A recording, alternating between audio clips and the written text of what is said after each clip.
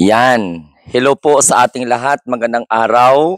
Anumang oras na inyong napapanood at syempre napapakinggan itong ating content ngayong araw. So, this is March 24, 2025. Oras po natin 1:15 no, ng hapon.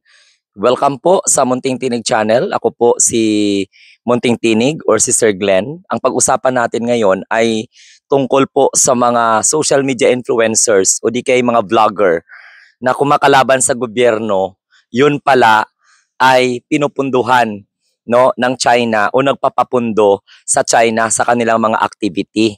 Kaya pala wala tayong makikitang pagkundina sa mga vlogger na ito na kumakampi sa mga Duterte at yung iban nga o yung ilan nga sa kanila ay pinatawag na sa TRICOM. Tapos ngayon nagbubunga nga sila at nagagalit sila sapagkat napupuna po ng taong bayan yung kanilang mga kinikilingang prinsipyo. Tayo po sa Munting Tinig Channel, hindi po tayo sumusuporta sa mga kababayan po natin na kinikilingan po yung China pagdating po sa issue ng West Philippine Sea. So sa channel natin matibay po ang paninindigan natin na sumusuporta tayo sa advokasya, adikain ng ating mahal na President Bongbong Marcos na ipaglaban yung ating karapatan sa disputed territory. Pero nakakalungkot no dahil may mga social media influencers na kumikita na nga sila sa kanilang pagbablog, may mga komisyon na nga sila sa kanilang mga ipinaglalaban, pero only to find out ay talagang favor sila sa China. At delikado to no kasi dumadalo sila sa mga seminar na funded by Chinese government, no, China government. So ano po ang ibig sabihin niyan? No, hindi naman tayo bobo, hindi naman tayo siguro katulad nila na bulok mag-isip na hindi tayo makaunawa dahil nakakabenepisyo sila. Kaya ganoon na lang po ang trato nila ngayon sa Marcos administration dahil po sa ang gobyerno natin ngayon ay nasusuplak sila, nabibisto sila. So tama talaga yung sinabi po ng ating mga kababayan katulad yan ni Enrile, no? Yung babaeng Enrile na talagang dito sa Pilipinas may mga social media influencers talaga na funded or di kaya ay pinapagalaw ng Chinese ideology. So delikado yan. Tayo nga nananawagan tayo na wag iboto ang mga kandidato na tumatakbo ngayon na kumikiling po sa Chinese narratives. Okay? Matibay po ang paniniwala natin dyan at matibay po ang paninindigan natin dyan. Then only to find out, makikita natin na mayroon pang lang mga social media influencers na ginagamit ang kanilang influence at delikado to. Dahil po sa pina-follow sila ng maraming mga kababayan po natin. So, may panglilin lang. So, ang tawag doon sa mga ganong klaseng mga ganyang klaseng mga what we call this, mga social media influencers ay mga bayaran, no? Alangan naman na dadalo lang sila sa seminar, wala silang makukuha. Mayroon. Babatikusin mo ba yung China kung nakakuha ka ng benefits? Funded ng Chinese government yung mga seminar nila way back 2023. At inamin po talaga mismo nila yon, no? Inamin nila at hindi na po natin kailangan pang alinlangan dito na sabihin na itong mga vlogger na to ay kayo na po ang humusga. Huwag na ninyong i-subscribe, layasan na ninyo dahil hindi sila maka-Pilipino.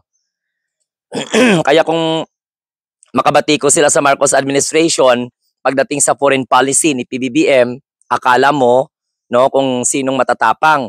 Yun pala, totoong matapang sila kasi nga may mga sinasandalan sila, may mga sinasandigan sila. So ito pala yung mga Duterte diehard supporters na mga social media influencers. Delikado to, makapanghimok to sila. Alangan mo naman, naggagaling-galingan sila. O yung iba pa sa kanila yan, mga abogado, mga professional kuno. Pero talagang binenta na yung portion ng kanilang prinsipyo. Ikaw ba naman, papuntahin ka ng China, babayaran ka ng Chinese government, mag-attend ka ng seminars, cultural preservation pa or whatsoever, no? So dapat may say sila. Oo, dapat kung talagang totoong maka-Pilipino sila, hindi sila kikiling sa China. So yan po mga kamunting tinig sa ating mga kababayan. Mag-ingat kayo sa mga vlogger na pinapakalat yung komunistang paniniwala, no? Pinamasama ang imahe ng presidente, pinamasama ang imahe ng Pilipinas, okay? Kinakampihan ang Chinese narratives dahil nakakakuha sila ng mga benepisyo. At ang masakla pa dito, kung i-assist po natin, halos lahat ng mga anti-government vlogger na kumikiling sa mga Duterte, may connection sa China. Pinagpala ng China. O, mantakin nyo kung paano kayo niloloko ng mga social media influencers na yan. Kaya nga, batiko sila ng batiko sa foreign relations or foreign policy ng presidente dahil hindi nila magawang bulahin ang karamihan sa sambayan ng Pilipino. Pero nakakalungkot dahil may mga naniniwala pa rin sa kanila. Grabe sila magmanipula. Grabe sila mag-insinuate. So ito mga vlogger na to, under to sa Duterte camp. Okay? Unlike sa amin, pumunta kami ng China, matapang kaming sumigaw ng atin ang West Philippine Sea. Ang punta naman namin doon sa China, hindi political. Sinasabi ko naman sa inyo, no, na pagdating sa foreign policy, okay, lalaban talaga tayo para ipaglaban yung kasarinlan natin, yung soberanya natin. Pagdating po sa issue ng West Philippine Sea, manindigan tayo. Pero ito mga social media influencers na to, ang libo ang kanilang mga followers, ang mga subscriber nila, wala tayong nakikitang tinutulig sa nila yung ginagawa ng China. Bagkus, no? Tayo pa yung pinaparatangan na nag-water cannon. Ano ba yan? Nag-water cannon ba ang Pilipinas, ang Philippine Coast Guard natin sa Chinese Coast Guard? Wala. So, kasinungalingan yung mga pinagsasabi niyan. Ngayon, inamin nila, peke na nga sila, fake news peddler pa nga. Pagkatapos, manglilinlang pa sila. Tapos, bayaran pa sila ng China. Nakakakuha sila ng benepisyo sa China. Tingnan mo yung isang social media influencers na talagang grabe ang batikos kay PBBM, ando na nakabase sa China. Kayo na po ang bahala, kayo na po ang humusga. Hindi na natin kailangan pang magpangalan ng mga names dito. Pero tayo, panatilihin natin ang pagsuporta natin sa gobyerno. No matter what might happen, huwag tayong magpapaalipin sa prinsipyo ng mga komunista katulad po ng mga vlogger na to, parang komunista na yung dating nila eh.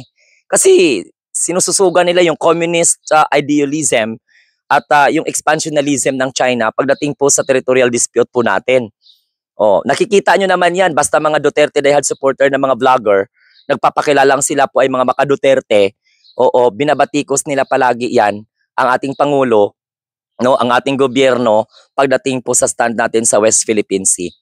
Okay? Kaya sana ito mga vlogger na to matauhan na sana po ay isaalang-alang ang pagiging pagka-Pilipino. Huwag nilang ibenta yung dangal nila para lang sa kakarampot nila na mga kita. Hindi lang siguro kakarampot, milyon siguro. Hindi naman ako nag-aakusa, pero siyempre, anong mapapala mo dyan sa mga ganyang klase? Anong maiisip natin, di ba? So, tayo na mga sumusuporta sa gobyerno, huwag nating iwan ng presidente, huwag natin iwan ng Pangulo, ipaglaban natin ang pinaglalaban ng presidente na kahit na 1 inch, no, ng ating teritoryo ay hindi po natin isusuko sa China. At alam natin na may mga Filipino propagandist dito, no, yung mga bagong mga makapili, yung talagang kaya nilang traidorin ang bansa, no? Sana hindi na po to sila dumami, sana maliwanagan na po to sila, napahalagahan ang pagka-Pilipino, no, hindi po yung prinsipyo ng mga Chinese na gamit yung expansionism nila dahil wala na sila eh. No? Pilipinas na yung susundin nila, susunod. No? Pati Palawan ang kini nila. So yung mga DDS vlogger, walang say. 'Di ba? Ngawa nga lang ngawa, minamasama yung gobyerno, nagpapasikat sa social media, kumikita sa social media, pero bininta ng prinsipyo at paninindigan. Dito po sa Munting Tinig, magkaisa tayo sa channel na ito. Ikondina natin itong ganitong klaseng mga vloggers, wag nating suportahan, ibasura natin to sila, pati yung mga politiko na pro-China, wag natin silang suportahan dahil hindi po yan makakatulong sa ating bansa, no? Bagkus nagiging dahilan para tayo ay magkakawatak-watak. So no matter what might happen, we need to be united, no? At suportahan natin ang presidente, suportahan natin ang ating gobyerno sa laban po natin sa West Philippine Sea. Atin ang West Philippine Sea, ha? Hindi nyo po naririnig yan sa mga DDS vlogger na magsabi na atin ang West Philippine Sea. Bagkus naniniwala pa nga sila, no, na wala daw po West Philippine Sea. Hindi daw nag-i-exist ang West Philippine Sea. Tingnan mo yung mga hinayupak na yan. Tingnan mo kung gaano sila katraidor, kung gaano sila katanga, di ba? habang ang presidente natin ginagawa yung lahat ng diplomatic moves para lamang po na hindi natin iwan yung claim natin dyan sa West Philippine Sea. Total, kasi inaward na sa atin yan ng Arbitral Tribunal. Okay? So, maraming salamat po sa inyo. Ito po muli ang Munting Tinig. Huwag kalimutan, kung bago po kayo dito sa ating channel, mag-like, share, at saka subscribe po kayo. Sa ngalan po ng 121,000 subscribers, maraming salamat. Have a nice day and God bless everyone. Mabuhay po tayong lahat. Mabuhay po ang bagong Pilipinas.